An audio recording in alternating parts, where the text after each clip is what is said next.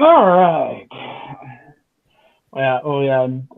Targan is adorned with a surprising variety of pansies. I think it is. All the colors of the rainbow.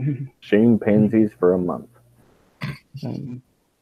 Kind of a walking float from the Pride Parade or something like that. Probably, yeah. That's a fair. Seems fairly accurate. All right. So, we open with the solar star streaking through space, heading towards the Jovian system. Of course, Jovian system is European territory. These days, provided they aren't currently angry with you or they're not in a mood or whatnot, tend to let people come and go, provided no one tries to get too close to Europa or go anywhere else that the Europeans don't want you to go. They have no real restrictions at all on Ganymede, so you don't have any concern there. As for the moon on the situation on Ganymede, it's a remarkably Earth-like climate, kind of tropical rainforest kind of a climate. Most of the planet is covered with some large amounts of vegetation. It's kind of a perpetually kind of warm, misty rain. It's kind of described in the book as kind of almost like the Wild West, because the whole planet is incredibly rich in minerals: gold, platinum, iridium, radium, all that stuff. And because it's got a climate that's just a little bit warm to humans, you don't need any special gear really to be on Ganymede. So basically, if you get yourself there with some mining stuff, you can just start prospecting. So it's got a very gold rush kind of a feel to it. There's no, unlike Mars and Venus, there's no real government activity out there per se. So there's not like, this is the American sector or anything like that. So it's kind of, you're on your own more or less out there. There are natives on Ganymede. They are plant-based, as it seems to have evolved from that. So they're intelligent walking plants that kind of vaguely humanoid as they've evolved. They're not terribly pleased with the outsiders, as of course you got people showing up, just kind of landing wherever the hell they want to, and just start them, mining the place, and that's going to make you just a little bit on the moody side. So their tensions are high, especially if you're in and around a mining camp. Most of those expeditions are pretty well armed and set up fortresses wherever they go. Otherwise, you'll get them. You will get rolled and rolled hard. The other part of the planet that's typically avoided, it's a broad grassland known as the Galileo Regio. It's one of the few places on extended places of the planet that isn't covered in trees. However, it is known for its gigantic, possibly sentient fungal colonies that love to eat whatever the hell it can get its hands on. So if you land there, you will probably get eaten, and your ship will probably get eaten too. So people tend to give it a bit of a wide berth. Let's hope we don't land there. I'd like to send a couple of Martians there, though. Sargon, I hear this really great place where you can go fight. It'll be the best fight ever. Because you'll literally be fighting for your life. against a wall of fungus. Dun, dun, dun, dun, dun, dun, dun.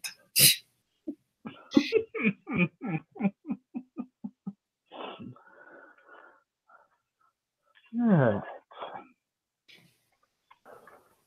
So, yes, the Jovian system is starting to get kind of large in the viewport. Kama has sequestered himself in his lab, claiming to be close to some kind of breakthrough. No idea how you feel about that is entirely up to you guys. Let's hope it doesn't blow anything up. They really do Yep. that. It's not his lab, technically. It's my lab, since this is my ship. Let's explain that to the Europans. It's temporarily his lab. Hope I get some good rent for it. I won't be making any scientific discoveries anytime soon, so He'll pay you as much rent as the Martians are. Speaking of those Martians, were we? I can't believe they just blew our entire score. Forget about that. That's right. It was broke even on the asteroid job because, the Prince and Thargan ran about charging everything to Yeah. to skirt the rules that the captain laid down, including that Jimmy's not allowed to get anything for anyone without his permission. Yeah, I was about to say, hey, Jimmy, Yes, Captain. we have that rule down. What was that? Do we have that rule down that we can't charge things to the ship anymore? We can make that a rule, certainly. Add it to the rule list, post it. I'll make sure that no one charges anything to the ship without your permission. Oh, and Jimmy, Yes, Captain. you don't have to waste stuff. Just delete the board, make sure the manifest matches. We're good. Will do. No more weighing stuff. Oh, and another rule. Yes. The Martians are not allowed in the Cargo bay? cargo bay when cargo is being loaded and unloaded. Yes, sir. Except for Thargan, if he's helping to move. So the Prince is never allowed, and Thargan only if he's helping to move things. Bingo. Yeah. Got it. I'll spread the word.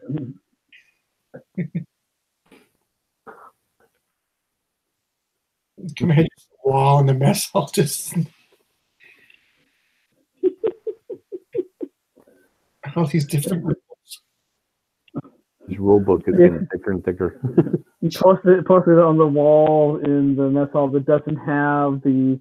I think isn't there like a wall-sized mural of Thargan in his cleaning gear? Yep.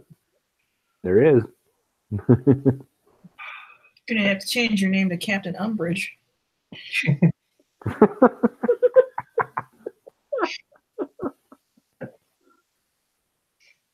don't get that reference.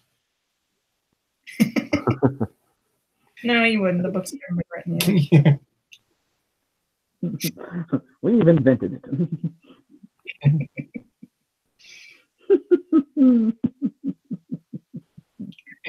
Why not? And Torch would have invented bad cop, good cop. Right. Yeah. That's right. Invented bad cop, good cop. In the Western game that I'm running, we've invented shell corporations Mhm. and shooting the hostage. Shooting the hostage, yeah. I was the hostage. Oh, yeah. So we're supposed to get another cargo run here. Yeah, so you've got the cargo. You picked up the cargo in the haven, and you're taking it. It's going to the Ganymede Study Group. It's a research mission established by a consortium of American and British universities. It is set up away from all the mining operations, and at last check has good relations with the local natives. So it is a quiet sector of Ganymede. All right, I'm going to give them a call. Let them know I'm coming in with their cargo. So you get on the horn there, and you get them Director McWilliams of the study group. Like, good. We're eager to receive you, Solar Star. Sure, use them. Not that we're running low necessarily, but it's always always good to have them have packages from home there. All right, we're coming in. Should be there in a few minutes. We'll look forward to your arrival. All right.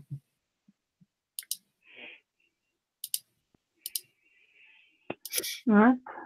So there's quite a bit of traffic around. Again, I mean, no need for a piloting role here unless you guys are looking to sneak in or do a barrel roll or show off or something like that. No.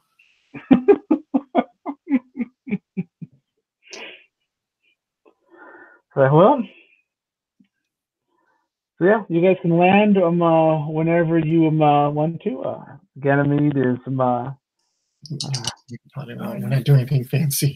Yeah, unless doing anything fancy, there's no need for pilot of core skill to roll for a routine landing.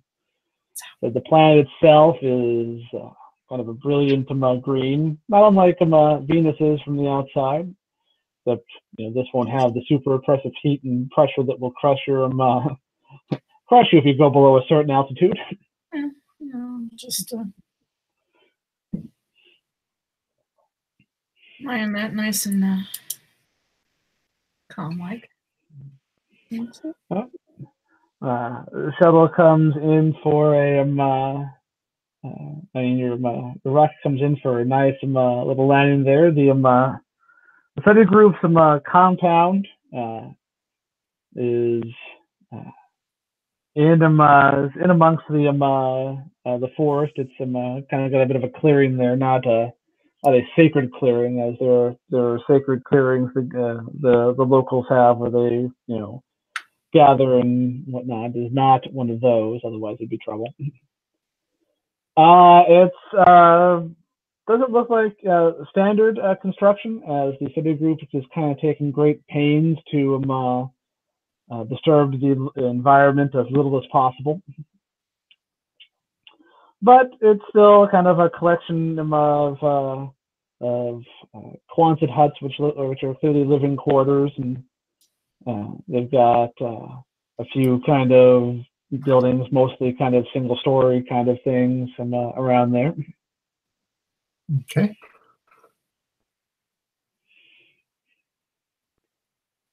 Yeah, you settle in, and as soon as kind of the dust clears, there is a welcoming party there. All right.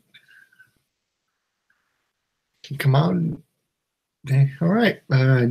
You got people to unload this, or do you need us to help? If you've got people that can help, we would appreciate it. Okay. I call all crew members except for Tag and Binks. You're very busy. Yeah. You, come unload. Thargan, why don't you come down too and help out? All right.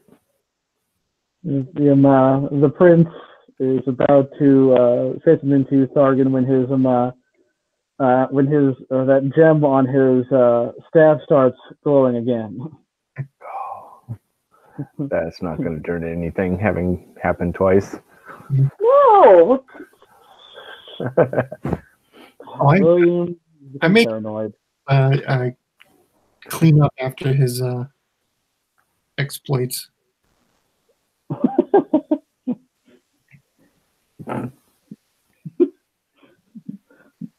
That straightened up too. There is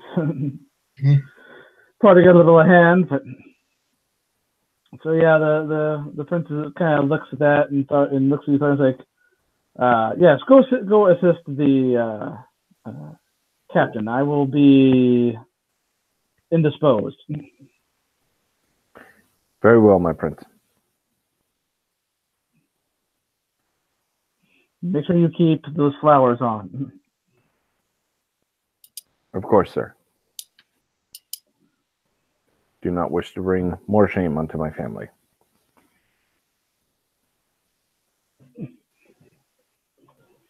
Yes, remember that. And just make sure all the flowers are in place. Heads down the loading bay, dock bay.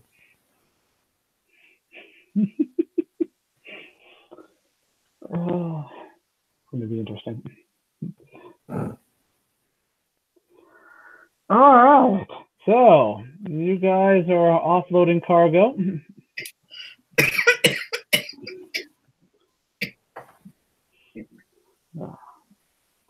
It is going smoothly. And it's pretty routine cargo. Looks like there's some scientific equipment, not super Nazi scientific equipment, but the kind of stuff that you'd expect an expedition like this to have. You know, food, looks like some care packages from home. Looks like you've got some mail, that kind of stuff. You know, they're the kind of things that a place, being on the fringe won't get on a regular basis. Since I think the U.S. mail comes out this way. The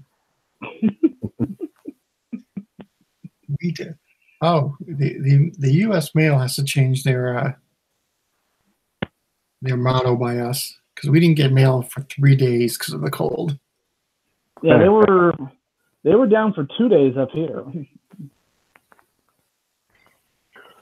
That sleet and snow was, yeah.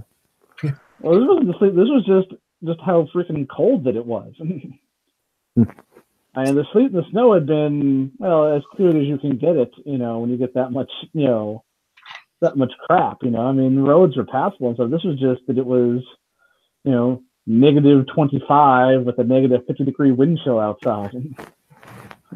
Wow. So where you're exposed, if you have exposed skin, you can start getting frostbite inside of like 5 minutes.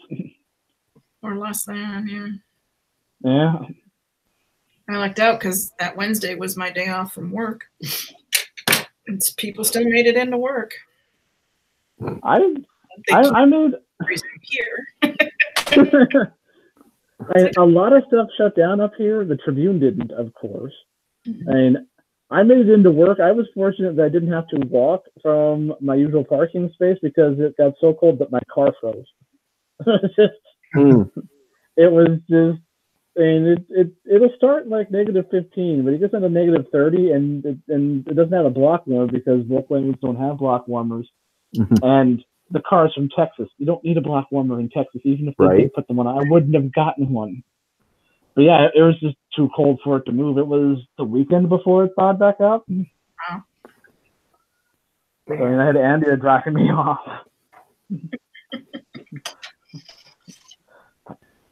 That's insane.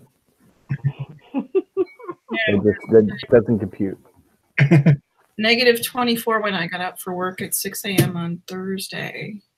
And it worked to, what, negative 1? Yeah. Took my car a little while. Yeah, just like, nope. It just went, yeah. It's like there was some, I was playing Fallout 76 with my brother over the weekend. and he's giving me a hard time about the weather because it's like 45 up here. It's like, yeah, well, it's like 45, but that's 80 degrees warmer than it was, so we'll take it. Right? He's just like, wait, did you say 80? I'm like, yeah, it was negative 35, and we left for work on Thursday morning before the wind chill. That was his air temperature. So yeah, 80 degrees warmer, still only gets you to the mid 40s. And he's like, I wouldn't have gone to work. It's like, well, I didn't want to, but I already skipped one day because like when we got like 8 inches of snow on Monday, and I went out and dug out my car and still couldn't make it to the road. I'm like, nope. I only can do so much. Yeah, Like- my dad would Okay. message me from Tennessee. Hey, guess how warm it is here today? Shut up, Dad. So you roll that into a ball and shove it.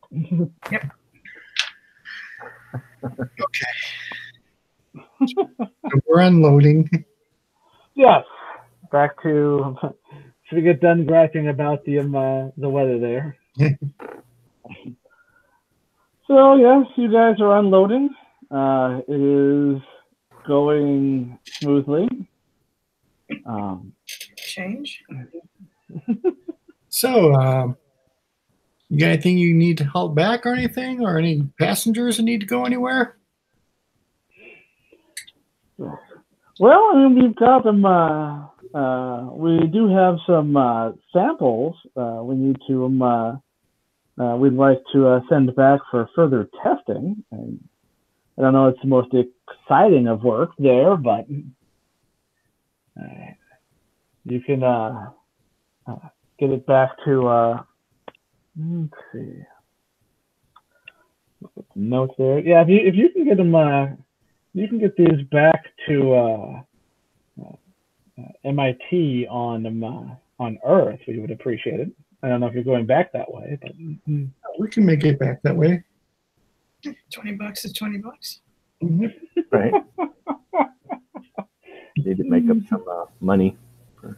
Yeah. For money loss. Don't want to break even again. Can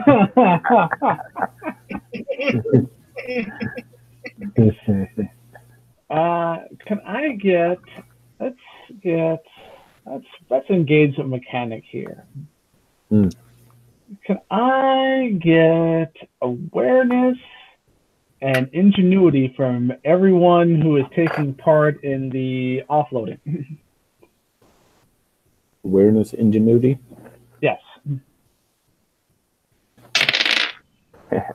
7. And if you have anything that gives you boost for like visual for visual things, that will add in here.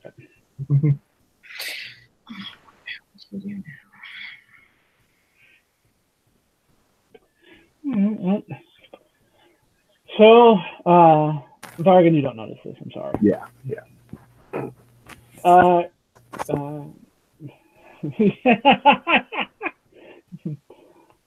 Captain, you can't help but notice that some of the not your crew, of course, but some of the study group staff members that are helping with this are taking some kind of odd looks at Thargan, and you can't help but notice that maybe a couple of them might have chuckled a little bit. Oh no.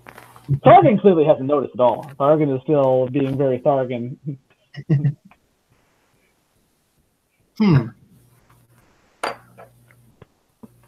I look at Thargan and I'm like, Yeah. I mean, he is covered in flowers, but.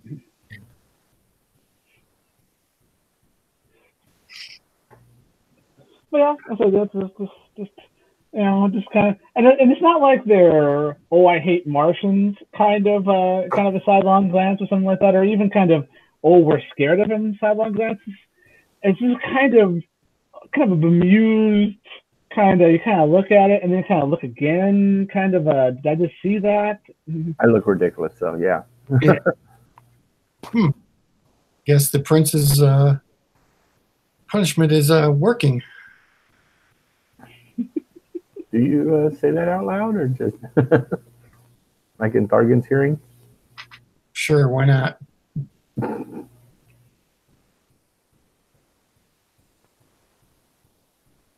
Oh, Captain? How so? Oh, you're supposed to feel shame, and I think those people over there are noticing your shame.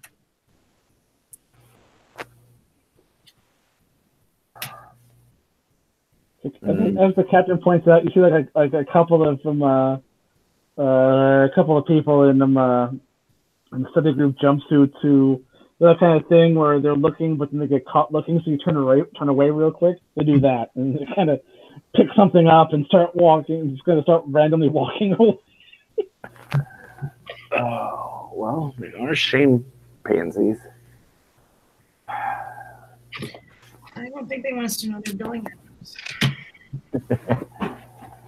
Customer as it is her billing or their billing address FUNY 52368. Their phone number 187-187-1871.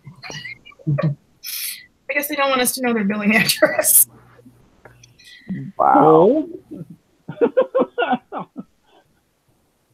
Well, you don't see that every day. Hey, look at this. You're still going to have to pay, but it's not like you get it free if you don't fill that out. Makes me wonder how they have a credit card listed. True. That needs to be reviewed by the credit card company. I'd probably just watch them for a bit. Stern look at my face, but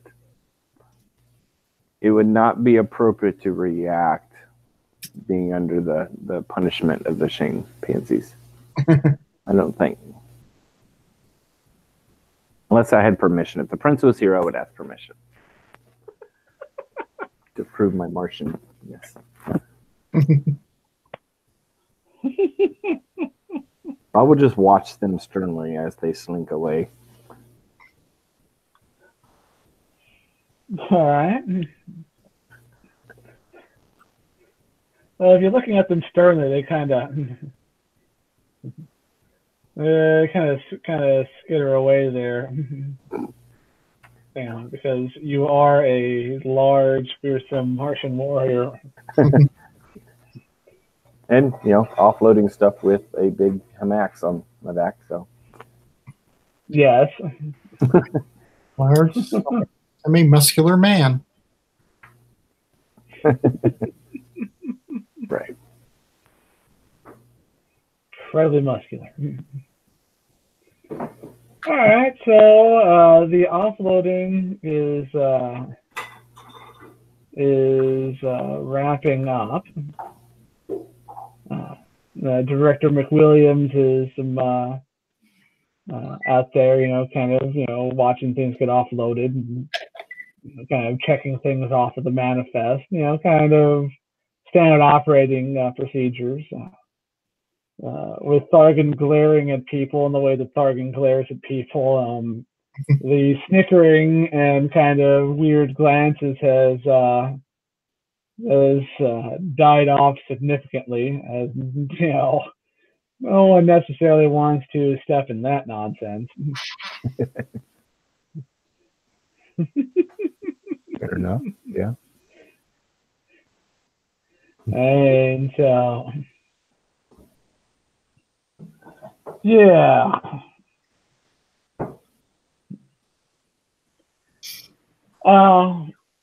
But as things are starting to wrap up, someone kind of comes running up to Director McWilliams and says, he's not trying to whisper or anything like that. He's not, they're trying to keep it a secret. Says to him, Dr. Horton's expedition has missed another check-in. They're now a couple of days past due. McWilliams has kind of a look of concern on his on his face. Well, that's most troubling. Let him, it's not like him.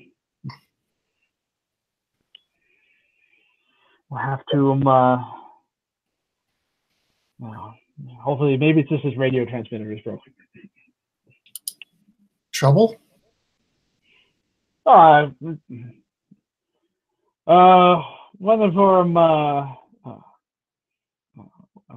of our on-site researchers took an expedition further out than we usually go. They were interested in some of the local flora out there, and thought it might have. They were interested in its in its structure and its life cycle, and thought it might have some interesting medicinal properties. And we lost. He didn't make a radio check-in, and now has missed another one. So it would seem, hopefully, that he's just having some technical problems, but one can never be too careful.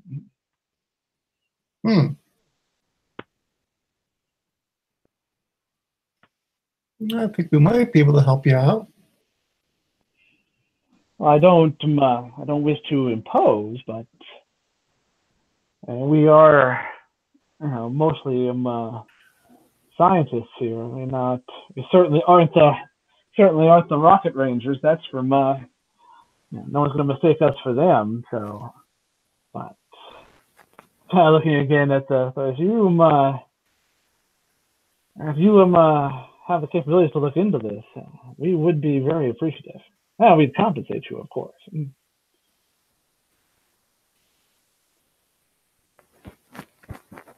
Okay, do you know? Can you tell us about where they went to? So yeah, he kind of motions for the underling to get kind of a map of the area. Disappears, comes back, and he's got kind of a detailed survey course. It's very wooded and whatnot. They were heading kind of puts a point on kind of points out a sector on the map where the forest is even denser than it is around here. It's approximately 25 miles northeast of here, kind of getting up towards some not the full-on polar regions, but getting up towards the kind of the what would be the Ganymede's equivalent of the subarctic region. Some rather broad-leafed ferns up there that they were interested in. They'd heard some of our local allies talking about. And we don't know what we don't think any tribes were necessarily operating in that area. We've had pretty good relations with the Ganymedians so far, so we don't think he's bumped into any trouble with the natives, but it does pay to be careful of such things. So we can give you some of our if we carry them some of our equipment with our logo on it, then the natives in the area will know that you are friends of ours, and that should get them to at least leave you alone. They may or may not help you out further than that. But. Okay. Any good landing places out there, or? There's a smallish clearing that. And we don't have the skill to land in, but it's big enough to hold the rocks. It's gonna be a bit of a tight fit, but at least should cut about 15 miles off of your trip. Okay.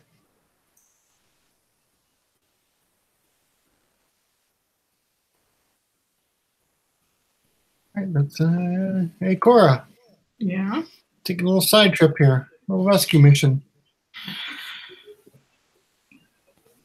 To where? I'll bring you the map, the coordinates right now.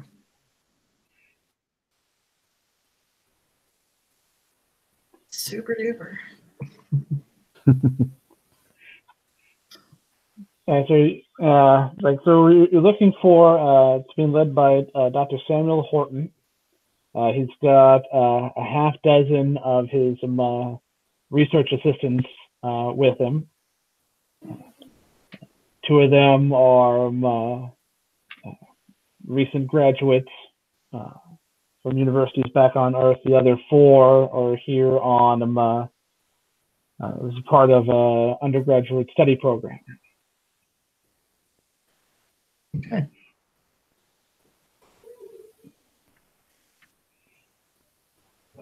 So you have our frequency. I mean, if there's anything you can help with, and please keep us apprised of the the situation.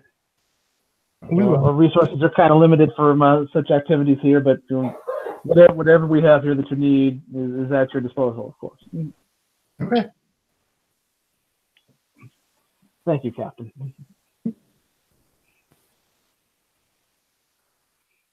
right, Dargan, ready for a little action? Of course, Captain.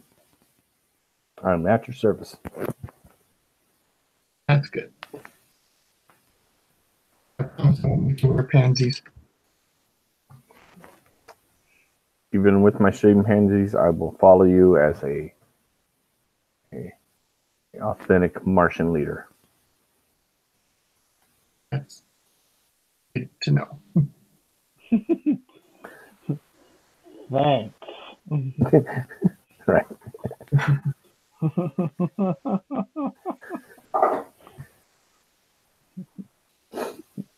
Like, I appreciate you. Right.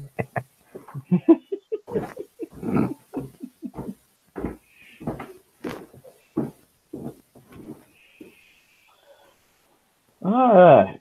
So you guys are able to pack back up onto the Solar Star. Woohoo. And the study group staff gets out of the way so they don't get them set on fire by your engine kicking on here. Put a bit of a downer on their day. Yep, because we're sparkler mode here. We're in full on sparkler mode.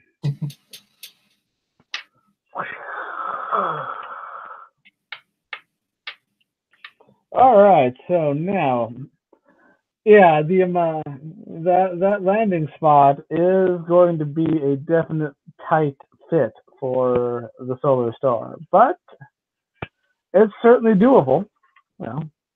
Dice roll pending, of course. Yeah, this time around we are going to need a piloting roll from you, Cora. Okay. So that's all the dice. Don't forget the +2 bonus for Rocket Woman, and I think there's a +2 bonus for because the ship is agile as well. So that's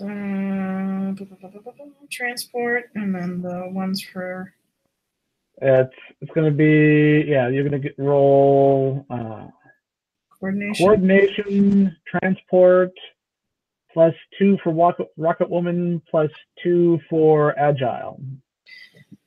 Wow. So that is. Hold on a second. There's too many numbers. Math is hard. Everything is hard.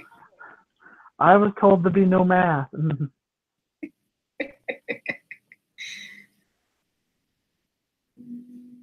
That's all right. 9, 15, 22. All right, so yeah, it's a tight little area, but you drop Solar Star in there with grace and ease. Don't even scratch the paint on any of the trees hanging around. It was just Grace and Knees. Okay. Or I'll quit and then you'll be stuck, won't you? I can fly this boat. Stop making me laugh. Captain, it is good to know your limits. Thank you, Thargan. You're welcome. Would you like a pansy? No, I'm good. Very well. I don't know, Captain. I think you'd look good with a couple in your hair at least. They do add quite color to your attire. Yes, I've noticed. Especially the purple ones with the blonde hair. That would look really nice. Oh, no. I prefer the classic look of my chiseled chin, my tan pants, and my brown bomber jacket. We weren't talking about your pants. We were talking about your hair. My hair is perfect and never gets out of shape. It's because you put back on it, isn't it? I was just born this way. I'm going to keep my mouth shut before I say something I'll really regret. Didn't we meet at the gym? Yeah, the gym. I don't go to the gym. I'm naturally this way.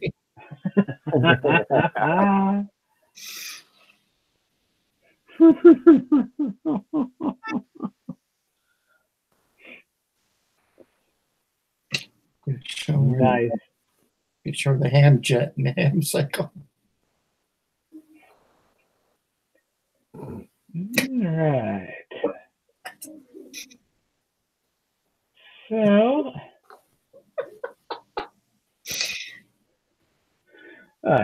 the ship lands, settles in quite nicely. So Dr. Horton's encampment should be about 10 miles to the northeast of here. Okay. Still plenty of daylight, Jupiter light, whatever you want to call it here, left. So the question is, who is going on the expedition? Well, I guess I'll protect a Thargan.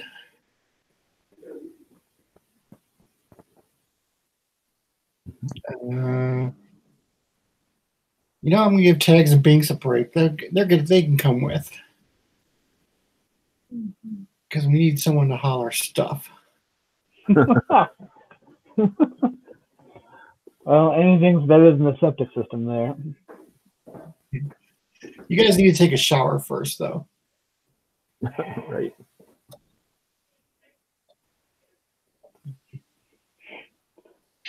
Yes. So they are showering. Cora, are you staying with the ship, or are you also going on the expedition?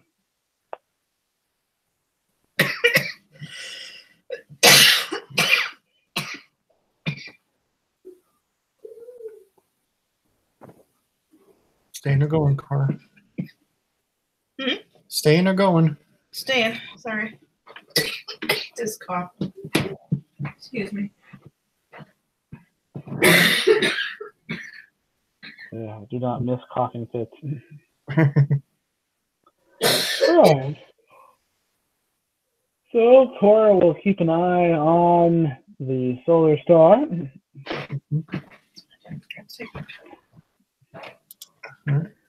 Bargain, Captain, and the newly showered Tag and Binks. We'll take Dobby. Dobby as well.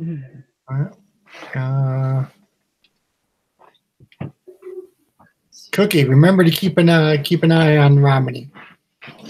He's locked in his cabin. Still keep an eye on him.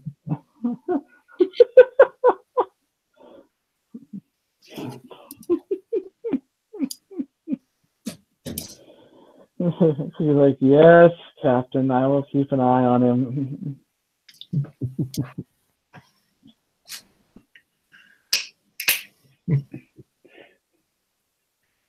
He's becoming McKip Croker. Oh, poor guy is stuck with Romani there. Poor guy.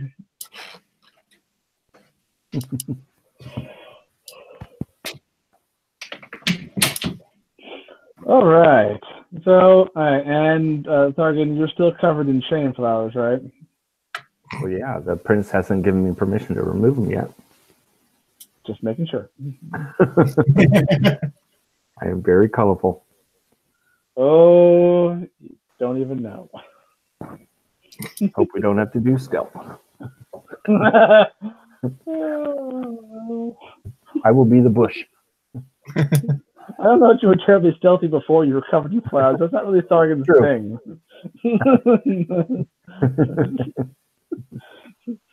Thargan isn't a ninja. Thargan's a sledgehammer. A Martian sledgehammer who carries another sledgehammer. That's also an axe. Because Martian. Alright, so you guys set out. As I said, it is warm, even up this far. Although it is noticeably cooler than it was at the study group's main base. We're by the lake. Cooler by the lake. That's what I'm going to miss.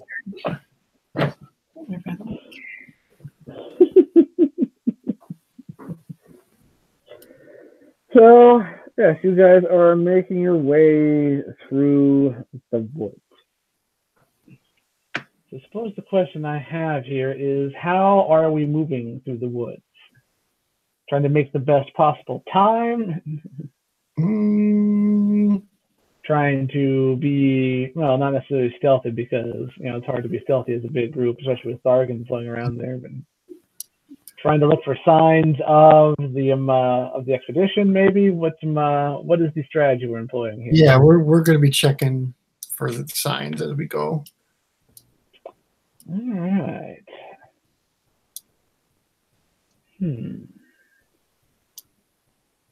Well, in that case, let's have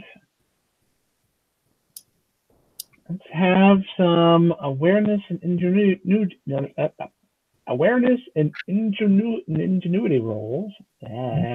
Tongue-tied for some reason. Awareness and ingenuity rolls.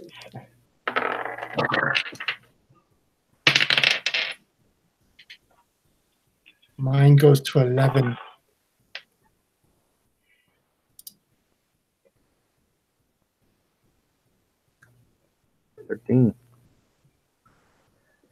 Well, you're not seeing much beyond woods here, and you can kind of see some evidence of the expedition heading the way that you're going, which is to be expected. But in terms of finding anything, them heading back this way or anything like that,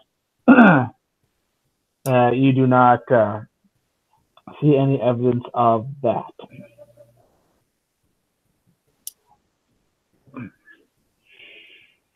All right. So, continue forward. Yep.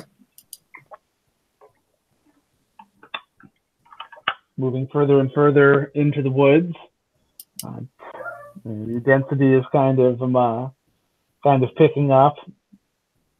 Canopy increases, and you lose sight of the solar star for too long. As it you can't really see much of the sky, and the trees itself, the path kind of winds a bit, so the trees themselves are kind of blocking the view of it. So everybody remember where we part.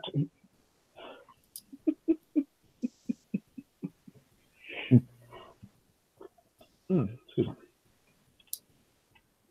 After a bit, actually it takes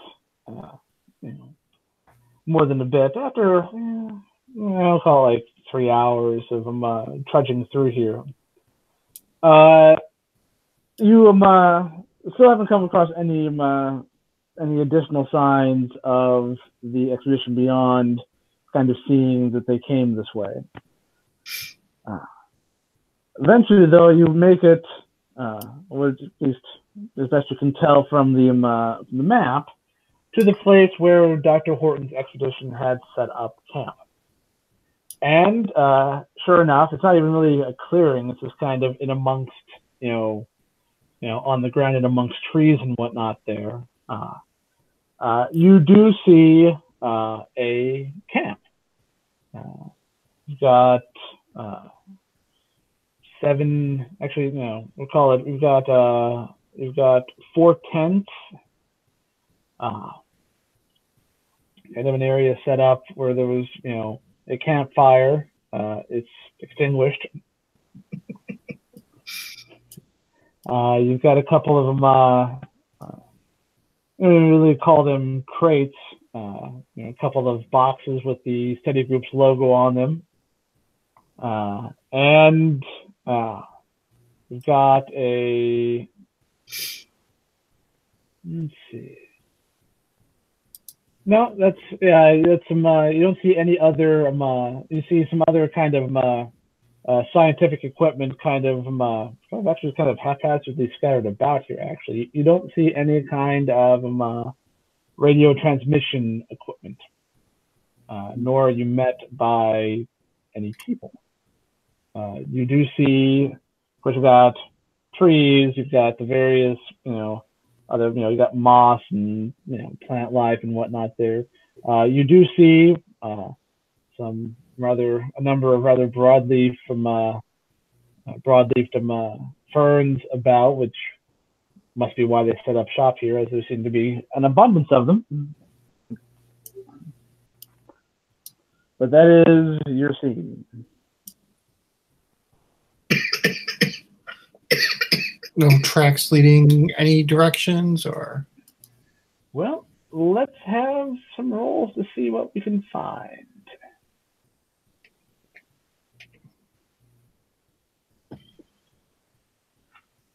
Let's give another awareness and ingenuity roll. Oh, that's not good.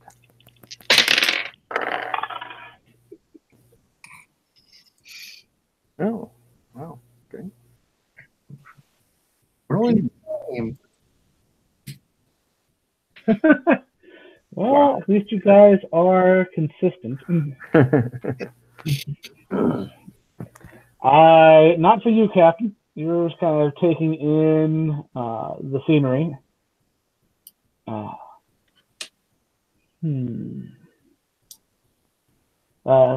Thargan, with your 14.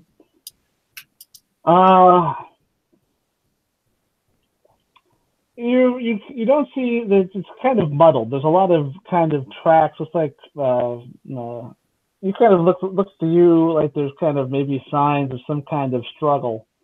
You don't know what direction they went, but studying the camp and the warrior that you are, you kind of can ascertain what direction. Not that you withdraw from combat, but that someone should withdraw from combat once you force them to flee.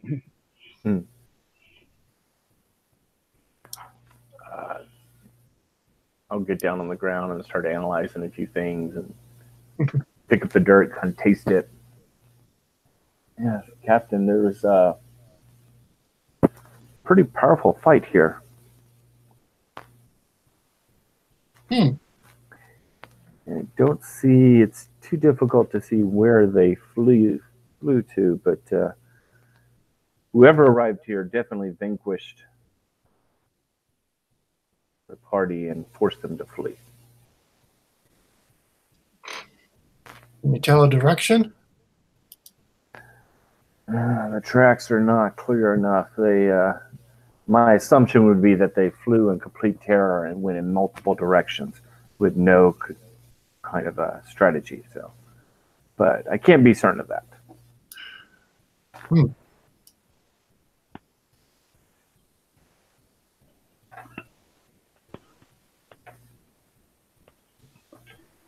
While Thargan is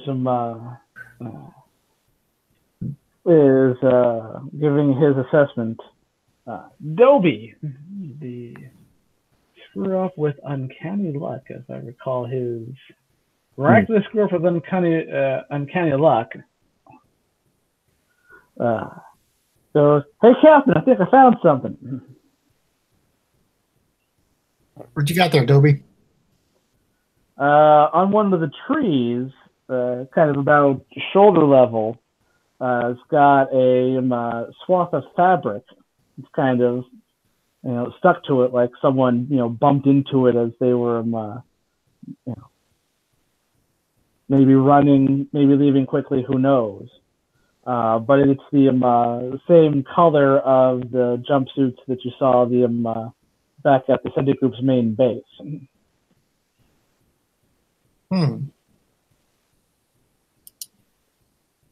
You kind of see some footprints heading, some tracks heading, kind of on out into the woods, essentially looking like someone left here in a hurry and left behind a part of their jumpsuit.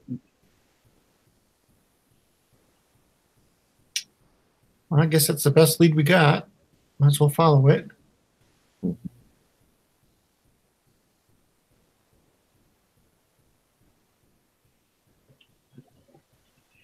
Get up and start walking that direction. Purpose. All right. So you guys are heading that direction. I am. Bryce, it's sounding ominous. What? I don't know where you would get that from.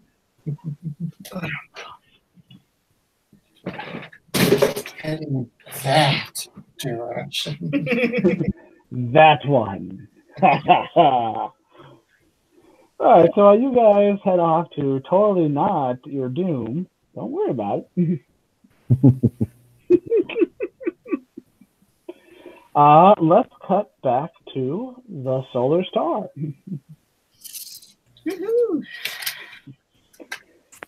So the captain and his expedition have been gone for a bit at this point. Thank God.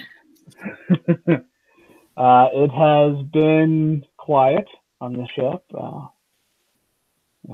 The prince, despite the fact that he is still on the ship, hasn't been heard from really at all.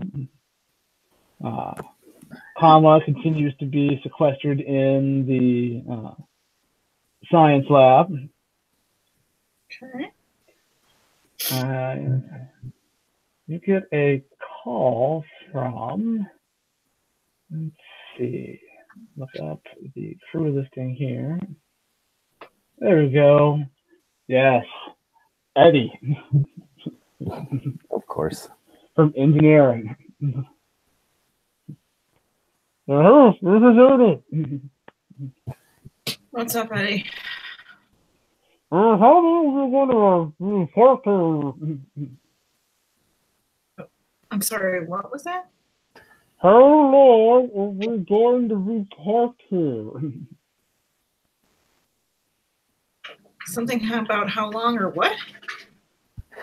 You hear him kind of sighs like, how long are we going to report to?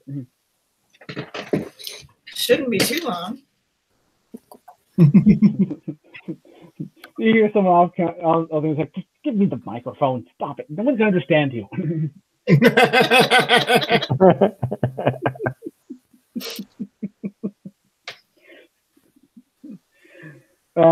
So you hear, let's see, Cookie comes on the thing. So, hey, and he was asking how long are we going to be parked here. Some kind of vine keeps snaking its way up and trying to get into the intakes for the engine. Oh, jeez. Crap. It shouldn't be too long. They were just going on a, well, simple rescue mission, but that's kind of a oxymoron. You said it's getting into the intake valve? Yeah, it's trying to get up into the intakes of the engine there. And so far, I've been able to, keep it, at bay. It takes it a bit to grow back, but I never seen anything like it. I don't know if that's common on this planet or not, but Good question. If there's any way we can go out and shoot it off or what? it's worth a shot. And we got, get one of the ray pistols out after it. And that's easier than getting in there and trying to pry it out. Or just chop it off, one of the two. Yeah, might be able to take a little, take a little longer for it to grow out, to grow back.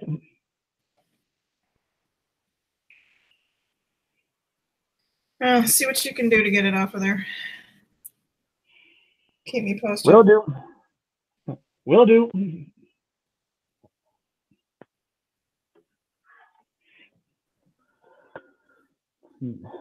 The intercom cuts off. As it cuts off, you hear more mumbled from that's clearly Eddie there, and it's like look, I can't understand you either. Just write it down, and then the intercom cuts off.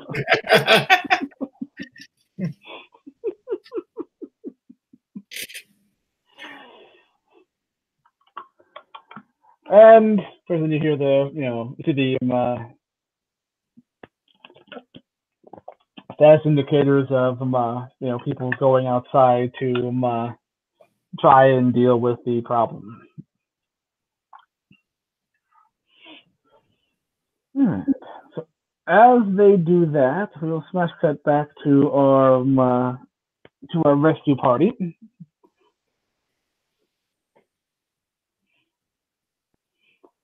So, Captain, Sargon, everyone else, making your way through the woods. Let's see, what's his name again? Dobby has done a pretty good job of following some tracks that he stumbled across. Nice. As we go, of course, the trees here are pretty thick. There's more of the ferns. You got moss and whatnot. A lot of vines and stuff here, kind of growing around trees and whatnot there. The tracks terminate at what is looks like a pretty tall tree. They just stop.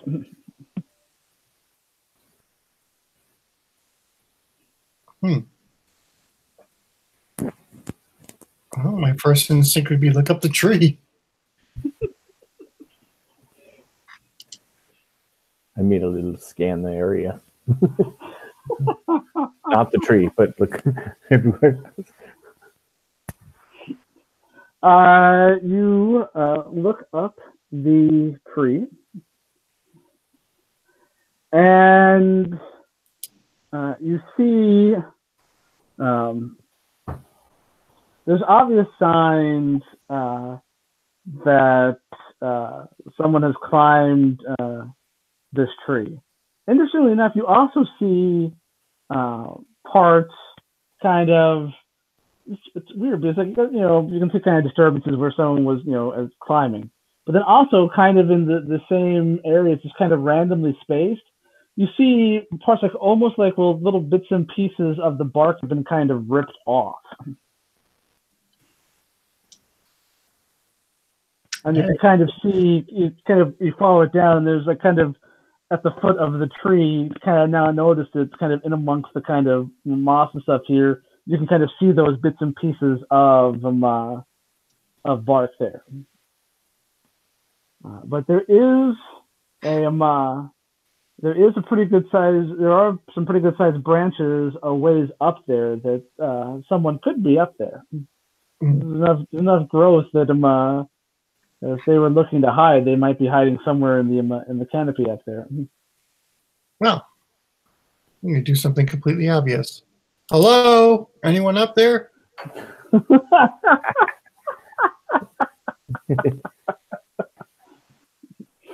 So there's kind of a pause, there's a kind of sound kind of carries a bit there, and you hear someone from up there, just a voice, clearly frightened. It's a woman's voice. Sounds younger. Who's down there? I am Clive Comet. I've been sent from your school to check up on you.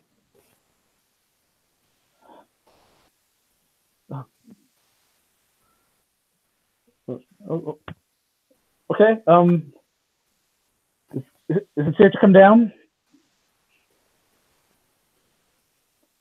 There are no enemies present, There are no enemies present. unfortunately.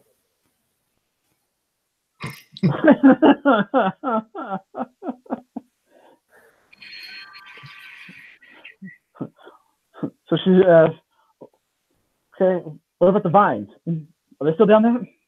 The what? The vines, are they still down there? I take a look around and see if I see any vines.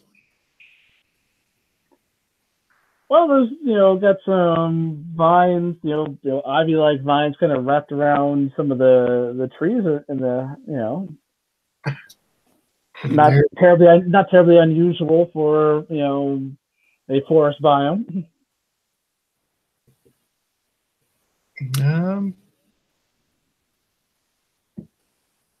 There's vines down here, but they're just part of the normal jungle.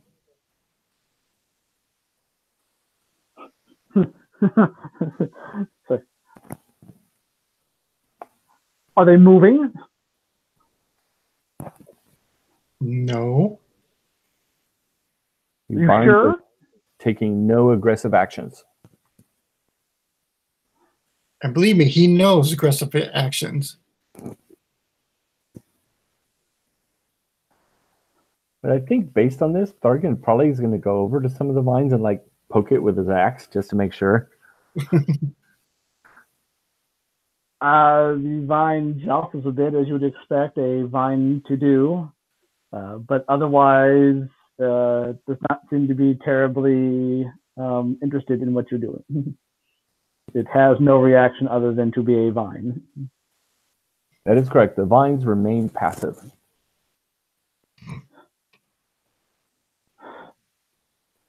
It's over. Oh. Okay, well, if you guys can keep me safe, I'm going to come down. Come on down. We'll keep you safe. I promise. And so you see some rustling, and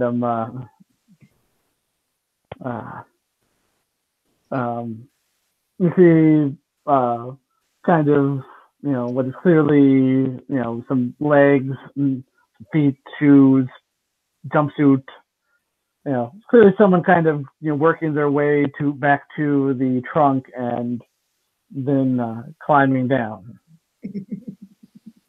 Okay. I said as she gets closer, you can tell that her jumpsuit has seen better days. Her hair is definitely mussed, and you can kind of see bits and pieces of tree in it.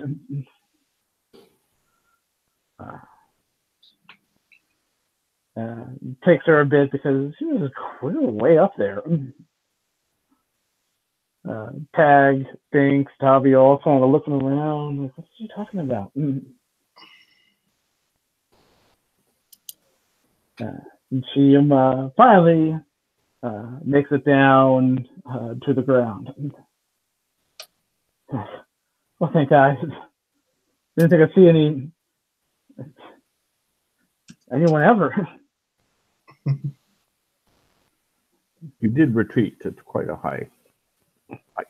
Well, I had to, and you see him. Her jumpsuit's got a name on it. It's like a last name. His jumpsuits frequently do, and says Watson on it. That's irrelevant. Just letting you know. She's also missing a chunk of jumpsuit off of her shoulder, since we found the owner of that. I had to hit that. That's as high as I could. Just kind of looking around, like at the ground and whatnot.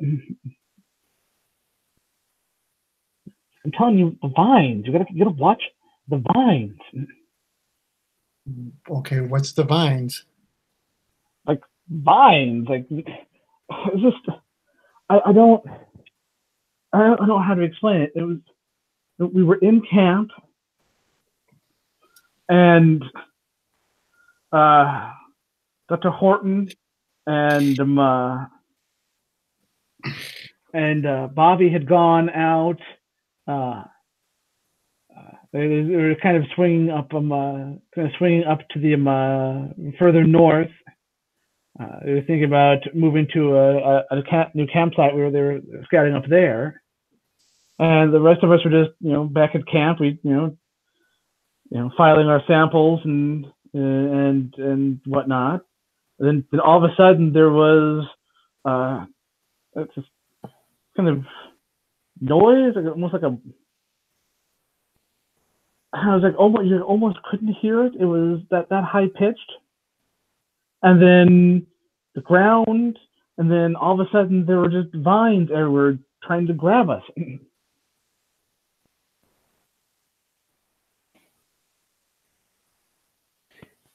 These vines are obviously very tame. Now you can go over and reach over one and like pull on it.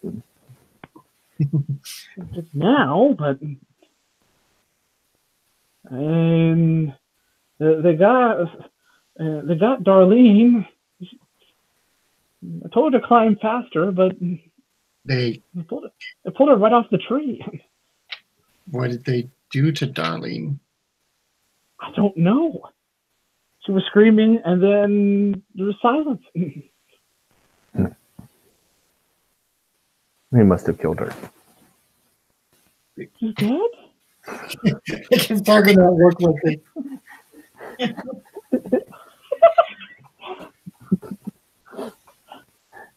Tark is not known for being a comforting person.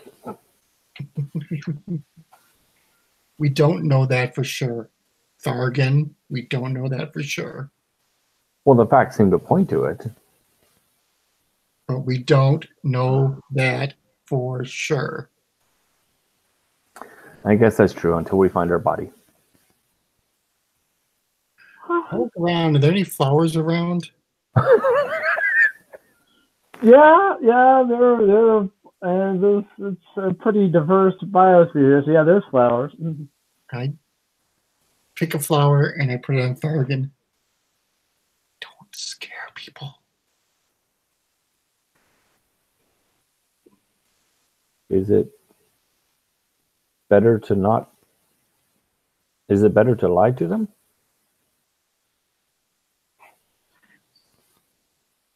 If you don't know what happened, it's not lying.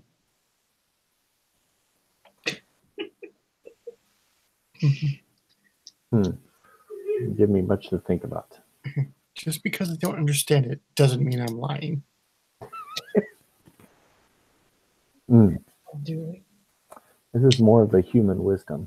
Let's see. I will think on that. And he's quiet, obviously contemplating this. He cannot muster anything else.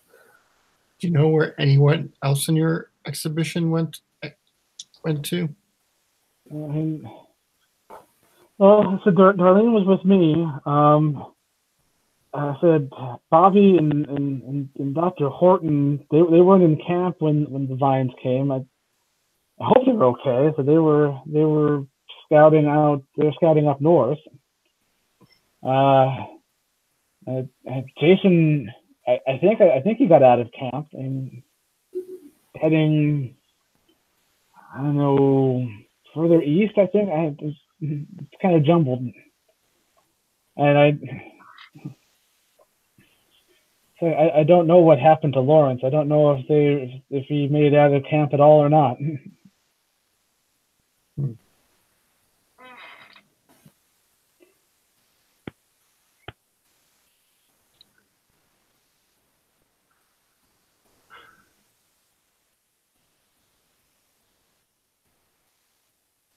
We have to look for them. I hope so. I hope they're okay.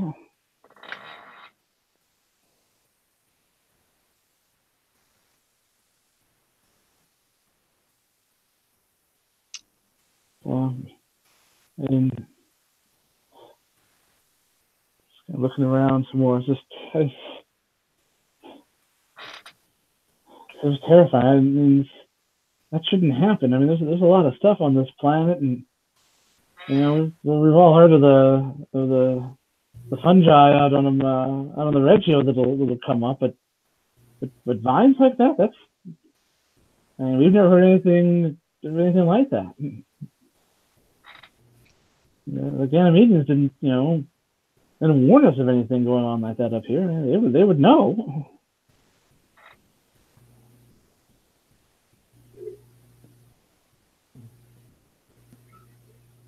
All right.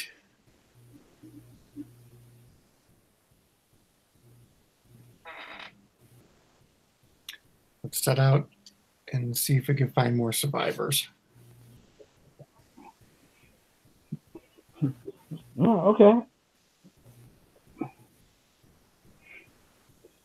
So you're heading back to the camp to start from that origin point, or still swinging around? Where are you heading out to there? I don't think it's being used to check out the camp, so we're going to head out in one of the directions you said. Right.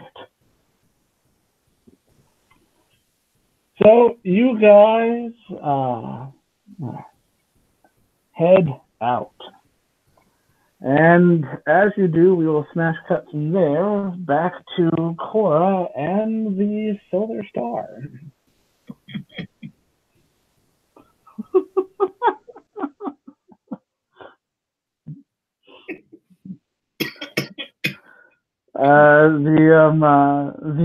The intercom buzzes again. Yeah. This time it's Cookie. He's not even letting Eddie buy the microphone. Cora, it's worse than we thought out here. Okay. I don't know what's going on with the the plant life out here, but so they're trying to get in the engine and they're trying to wrap around the fins, and I got as many hands as I could get out here trying to keep it at bay, and we've had some luck so far, but I don't know what's going on. I've never seen anything like this.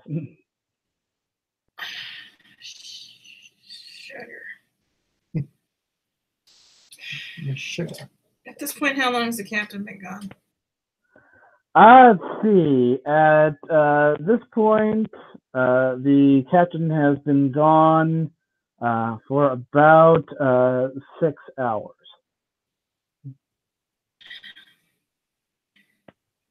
Hold on a second, Cookie. Captain, where are you?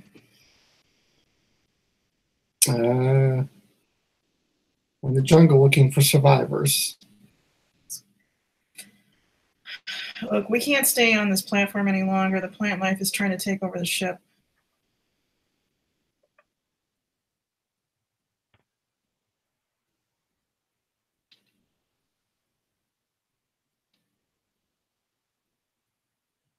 Okay. I'll do my best to stay in range, but I can't. We can't stay down here.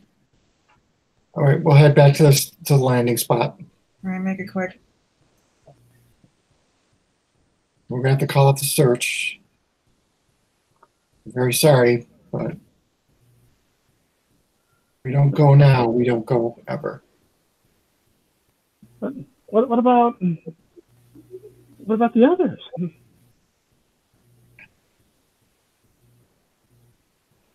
If we don't go, we're not gonna go. We're probably gonna meet the same fate as they did.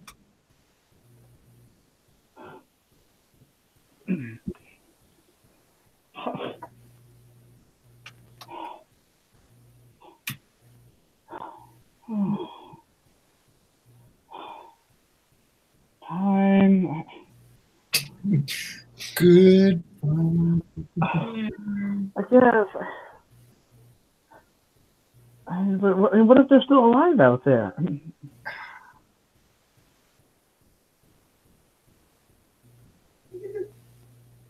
If we don't have a ship, we don't rescue them. It's Well, it's our survival. If we go, we don't survive. Go after them, we don't survive. I don't want to be cold. I know they're colleagues, but if those plans are taking over a ship,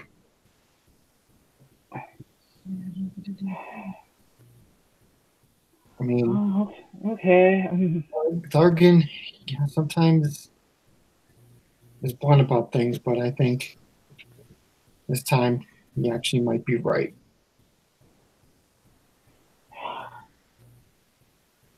Argon is still Alright. thinking and processing. Yeah, you're right. Can we look from the air when we get back to your ship? We could try, but we're gonna have to keep our distance. Don't know how far those vines would reach. Alright. Just kind of nods, and kind of, tears welling up there and whatnot.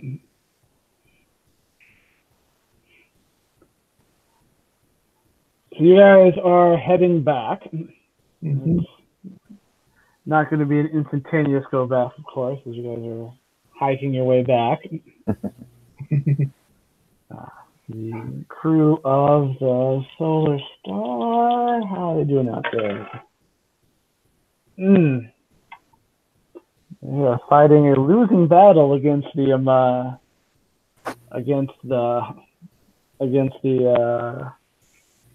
vines outside. So Cookie comes back on the intercom. Hey, Cora. Yeah. Look, I know it's a long shot and it's dangerous. Can we swing the turret around and try and use one of the ship's cannons on these things? We might be able to. Yeah, it's something just to I don't want to shoot the tail off the ship, but Well, no. something to give us a bit of an edge here. Just, like a quick burst. Yeah, let me see what I can do. Oh, we'll get out of the way down here. All right. Now that I have. Let's see.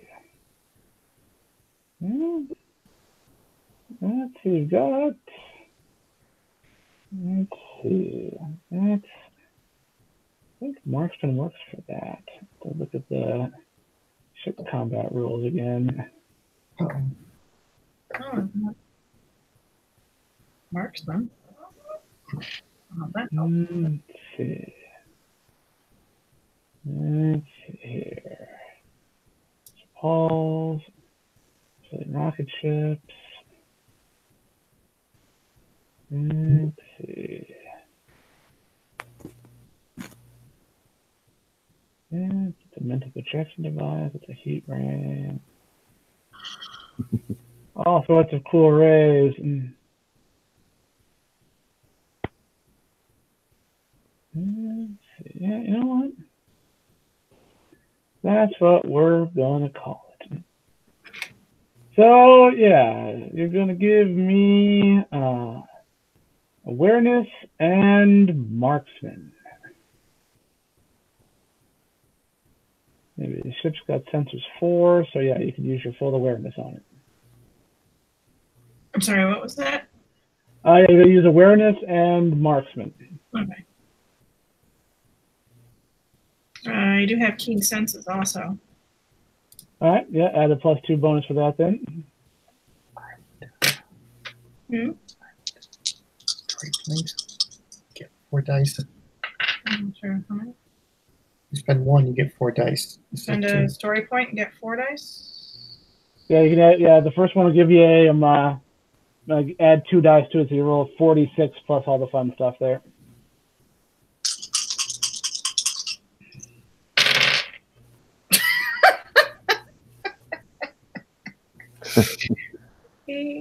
Really good or really bad? Well, it came out to a 17, so it wasn't a total loss. Still, that's good enough not to shoot the back end off the ship. Good thing this wasn't Shadowrun. Yeah, failure with a glitch. Oh dear. Thanks. So the ship is collapsing. If you don't take off now, it's going to fall over. So yeah, the ray gun pops off a shot and kind of, you swing the turret around. You kind of see through the target there, kind of one of the masses of vines there, and of course the ray gun makes short work out of that. Kind of bursts into flames and burns right off there. So he's like, "Oh, good shooting. Let him pass a bit of time here." All right, well, let's hope the captain gets back here ASA friggin' P, because Sure, I hope so. fight some vines pretty soon. No, I wouldn't do that. Actually, stop reading ahead, damn it. You know me too well. stop giving the man ideas. Keep talking. Ignore the skeptic. Give me all the ideas. Don't worry about it. I am a kind and benevolent GM. Well, someone has to do them. Gives Mike roles. That Mike's not here, so someone has to fill in with him giving me all sorts of ideas as he runs his mouth.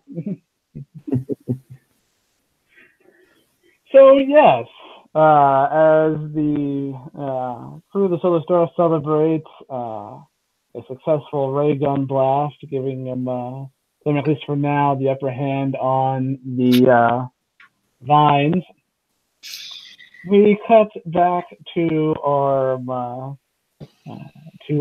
party. You guys are, I assume, trying to make best possible time back to the ship. Yeah, we're not dilly-dallying around there, wouldn't think. we're All right. So let's have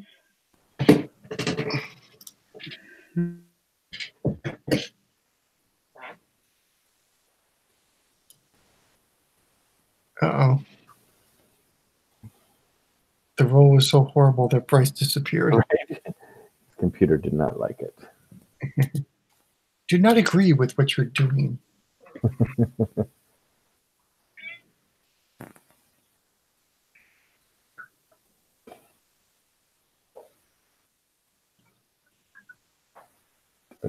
what the role was going to be for.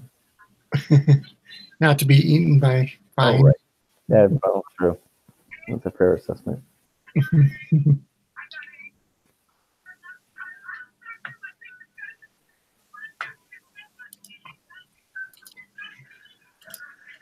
It's gonna be. Okay, well, that was fun.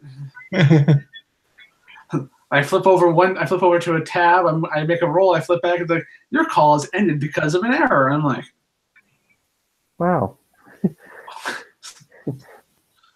okay. It's not even like a connection hiccup. It's just like, nope, error. Okay, so as I was about to say, yes, let's have awareness and ingenuity rolls from you guys in the expedition.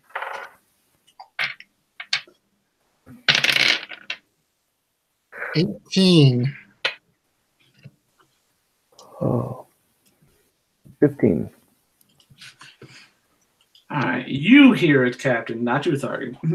Of course. It's so high pitched as to be almost imperceptible, but you hear this incredibly high pitched whine kind of build all of a sudden. So you had kind of the general background noise and of course the rustling of you guys charging through the underbrush, but you hear, I said, just kind of on the very edge of being able to hear it. And if it's any higher, it might be a dog whistle. But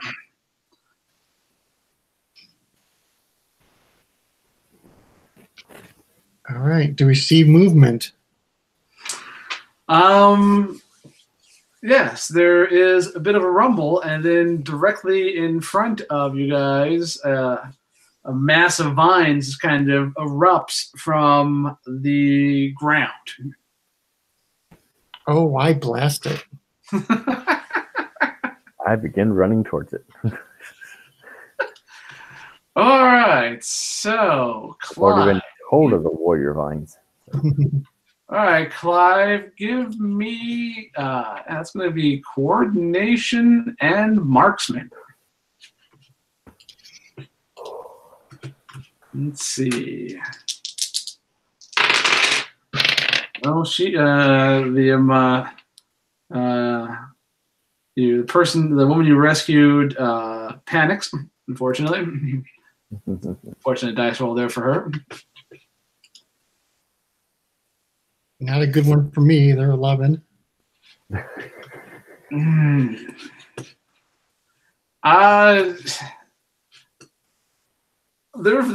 whipping around so much that you wing one, but it doesn't seem like it does any kind of appreciable damage. Kind of nicks it, and like some sap starts to kind of come out of it. Tag, Binks, Dobie are all drawing their weapons. So Thargan, you're running at the vine cluster, huh? I am. Running up that vine. Well, Charging with weapon out. charging with weapon out. Well, it's a massive vines. You hear a shot from the captain's pistol behind you. Not at you, just it comes from behind you there. But you're going, Yeah. I assume you're going to use your hamax. I am. I'm thinking the axe portion is much better with vines. All right, so you are using the axe head. Yep. So you're going to give me strength, fighting, +2 for your hamax, +2 for your hamax being quality.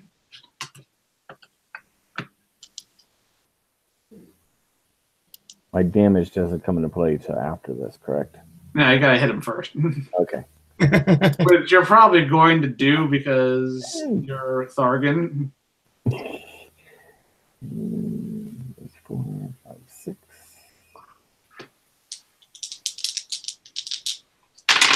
8. 15, plus my roll. 16, 20. Wow. That was a low roll, actually. On the dice. I like that 20 is a low roll for you. That's I'm getting just magnificent there. plus 14, so All right, so you go flying in Thargan style, and your axe, the vines are whipping around, but you draw a beat on one, and your axe cleaves it mightily, just chops it off at the base. It kind of there's that kind of thing, like, where a tentacle gets cut off or something, so it kind of hits the floor and kind of flops for a bit. The stump is kind of there. There's a lot of some kind of sap or something oozing out of it. blood of my enemies. There you go. Let's see. Tag, Binks, Dobby all open fire to varying degrees of effect. Dobby gets one of his characteristic lucky shots and takes out one of the vines. Tag and Binks kind of fire wildly and don't have anywhere near as much luck. All right, but the vines now do something. Let's see.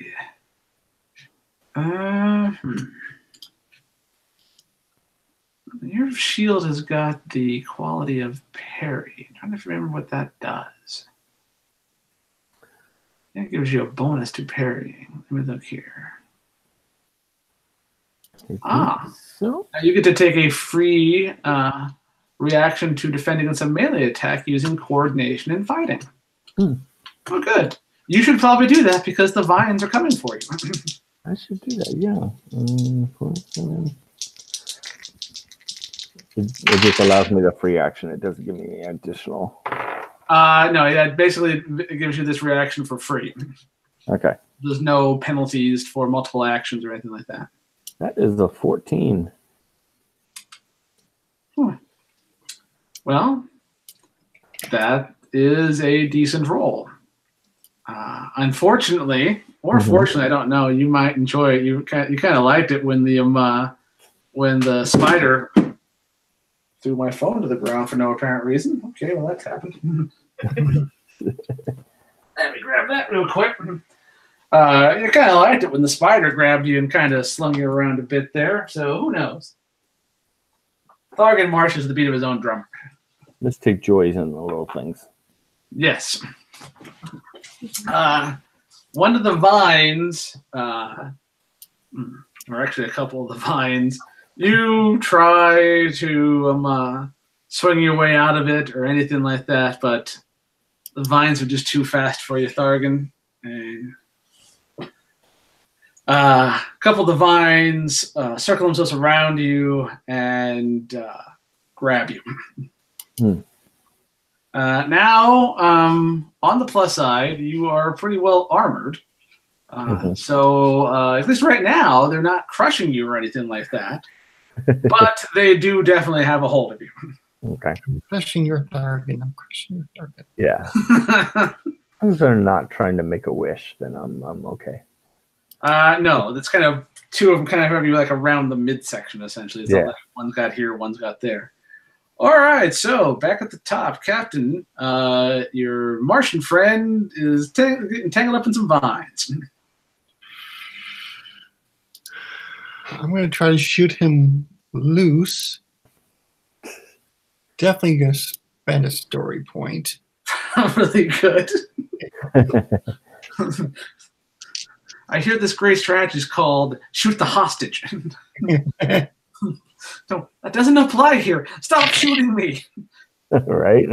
Well, that is a 10. That is 9. So that's 19. Oh my. 25. Oh Nice. my. Well. Way to go, Captain. A shot worthy of a Martian. Stop talking about me. Impressively, the vines pick Thargan up off the ground and are trying to, it looks like they're trying to reel him in. But Captain, you do your very best. Captain Reynolds saving Jane from the Reavers aim maneuver. Don't you know? And your shot loosens the vines on Thargan, who then kind of lands on the ground in front of the coils of vines. Next to him, another one of the tentacles kind of lands and flops about. Thargan, Yeah. you were in the air for a minute. Now you're not. What do you do? Am I in within swinging range of my axe? You're right next to them. They were reeling you in, and now you're just on the ground next to it. You were, trust me, they're there, you're there. Seems like a poor tactical decisions, but I do not think like a plant, so I will just swing where I'm at, because that's what I do. Do that thing. This time it's a 22. Good God.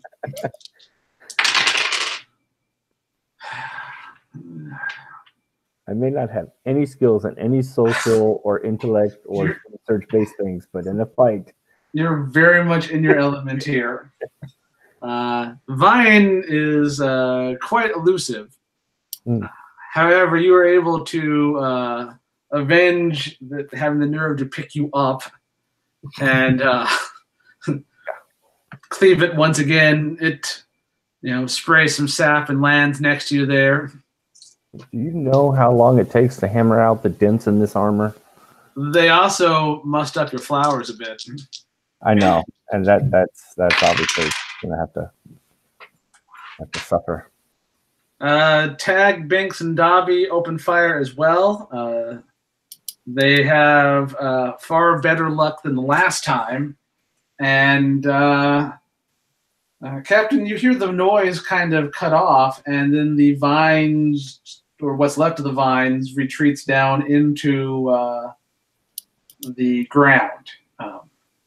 There are, we'll call it like 4 vine sections that, of course, were either shot off or cleaved off by hammocks that, of course, are just laying on the ground there. Okay. Let us continue with great haste. Yes. Before we leave the vines, I am going to pluck one of my shame flowers and throw it angrily at one of the vines.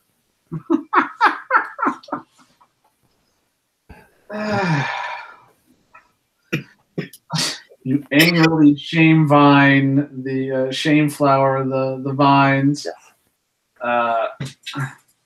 Let's see. Miss Watson regains her composure enough to suggest grabbing one so they can analyze it back at the research base, trying to figure out just what's going on. Mhm.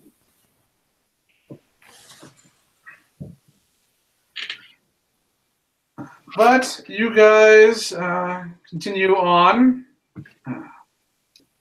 No worse for wear there, except for, Thargan got a little scuffed up. Not that it would matter if I actually hurt him, because he heals like 1 point an hour. Like some kind of crazy man.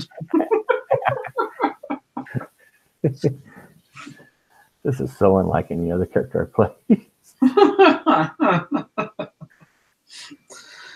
After a bit, you guys break out of the clearing, or break into the clearing where the Solar Star is parked. Cora, you see them kind of come running out of the woods.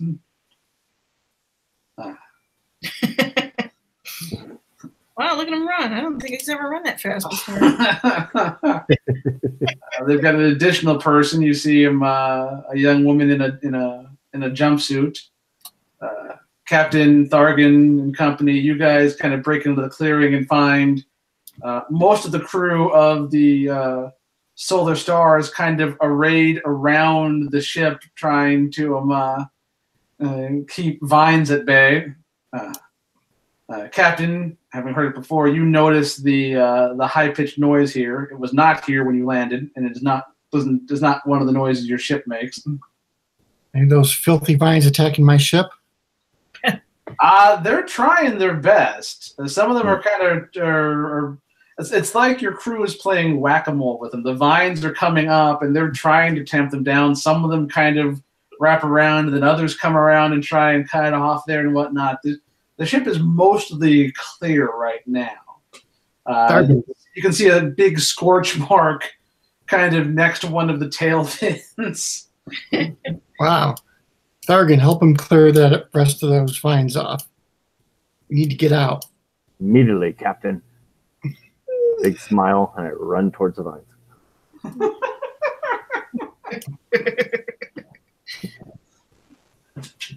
Start hacking away.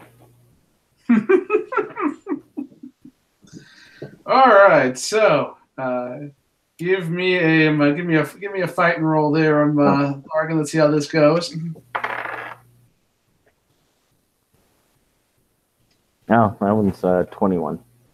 Oh, gee, darn. I'm only rolling like sevens, six I and know. sevens on the dice. So Thargan charges in with wild abandon, and like a rainbow-colored blur is just chopping vines left and right. Thargan, you're in your element. This is magnificent. There may even be a Martian battle song happening, but you know. It's like as you kind of relieve groups, they kind of start to kind of fight like a retreating action back to the ship to get back on board. Mm-hmm.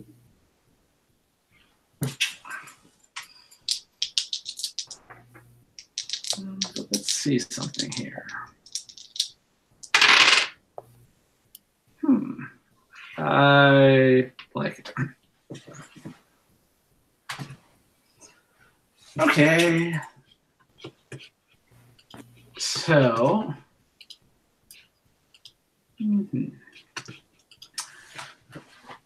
So you guys are fighting. So Thargan, you're fighting you're fighting off the vines. Crew is starting to get back onto the ship. Miss Watson, the woman you rescued, she is getting on board as she wants nothing to do with these vines. Captain, what are you doing?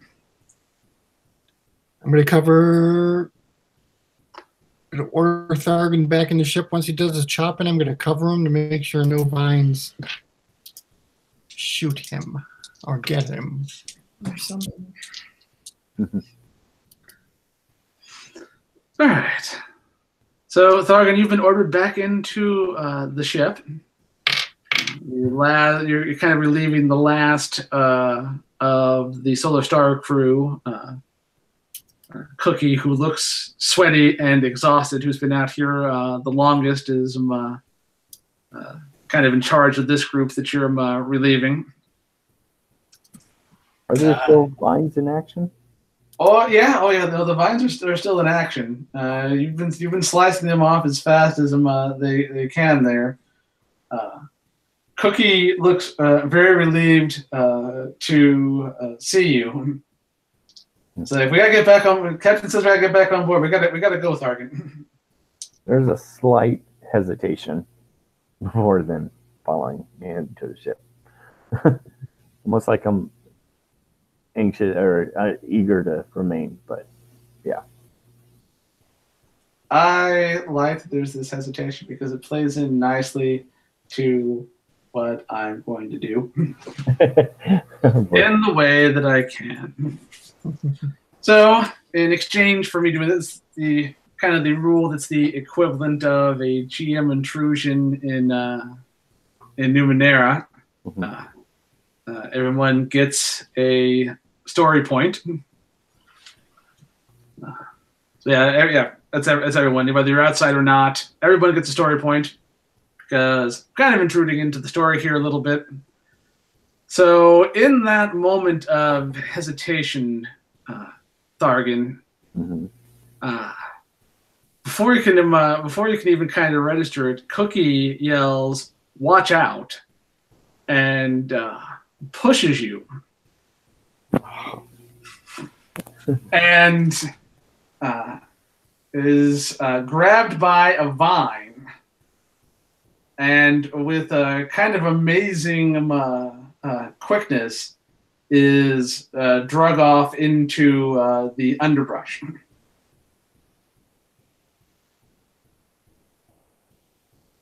I will leap in after him if I'm able to. If you do that, the ship is going to be defenseless, as everyone else has mounted the ship. Mm. And Captain, you see this happen as well from your vantage point of trying to keep things covered. Cookie. There's nothing I can do this. Defend the ship or try to recover Cookie. Oh man.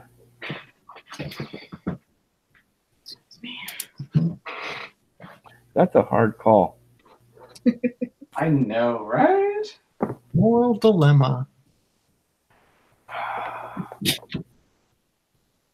Let's see if my code offers any.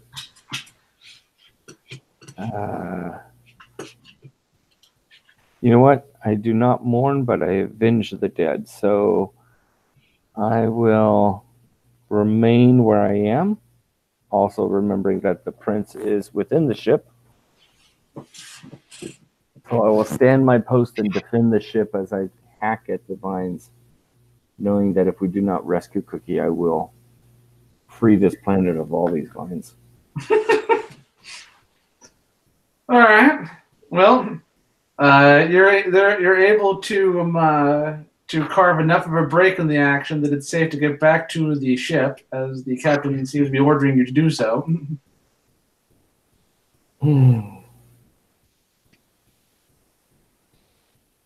Captain, do you have any orders to what to do with concerning Cookie?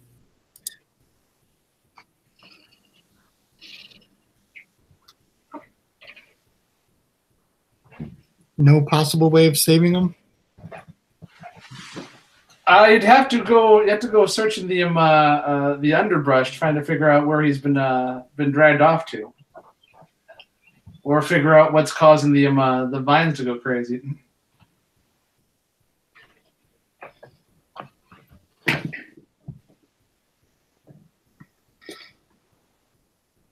We gotta go. Very well. There are no more vines, correct?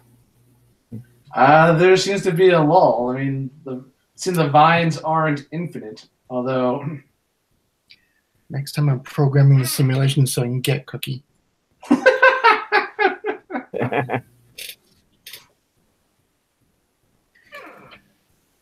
I stomp into the ship. Obviously not pleased. I'm behind you. I'm not pleased either.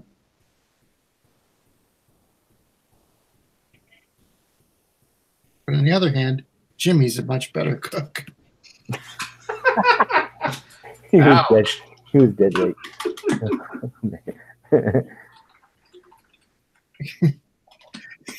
On that note, where's Romney? Romney he was like the one crew member you didn't see outside fighting vines. He appears to still be like it looks like Cookie triple locked him in his quarters. Okay. Cora, get us out of here. Okie dokie.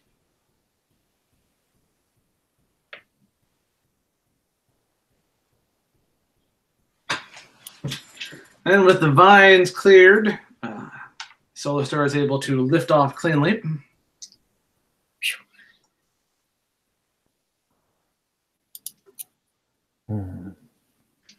Good. Where to, Captain?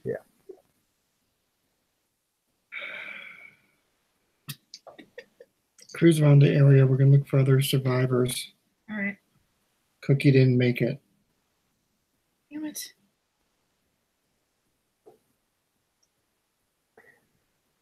You probably find Thargan in the cargo hold. No, we Oh. don't. No, we don't? Okay, never mind. I don't actually. Do you try and go into the cargo hold? I probably do, yeah. So let's do that. Okay. You open the door to the cargo hold, and Jimmy is standing there. Of course, yeah. Hi, Tharkin. Hello, Jimmy. I need to mark. I need to mark Cookie's passing on the wall in honor. Yeah. It is sad that that Cookie didn't make it. Unfortunately, I can't let you into the cargo hold. Captain's orders.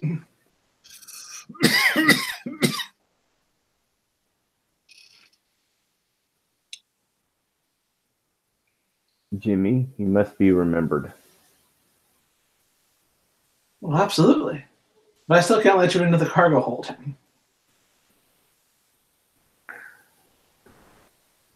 There is no cargo for you to move.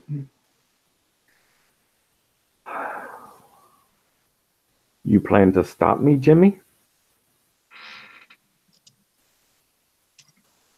He kind of looks at you as this like, well, I hope it doesn't come to that. I almost wanted to see what would happen, but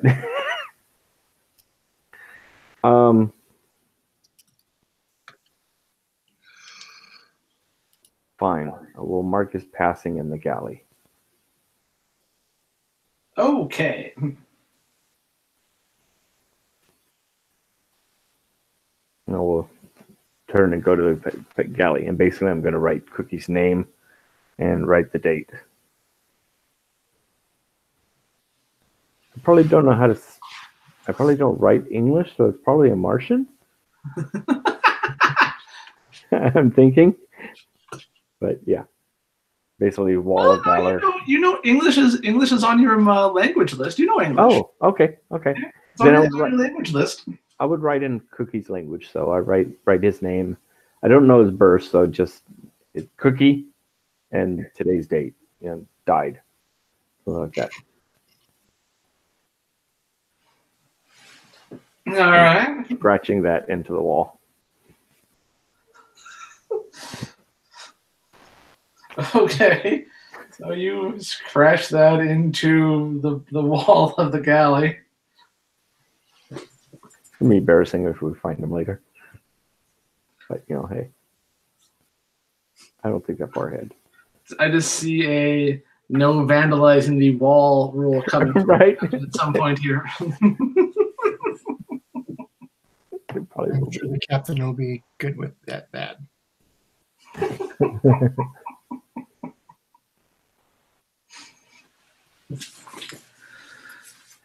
And as Thargan remembers Cookie, or creates his memorial to Cookie, and as the Solar Star attempts to cruise around looking for survivors, I think that's a pretty good place to stop for the evening.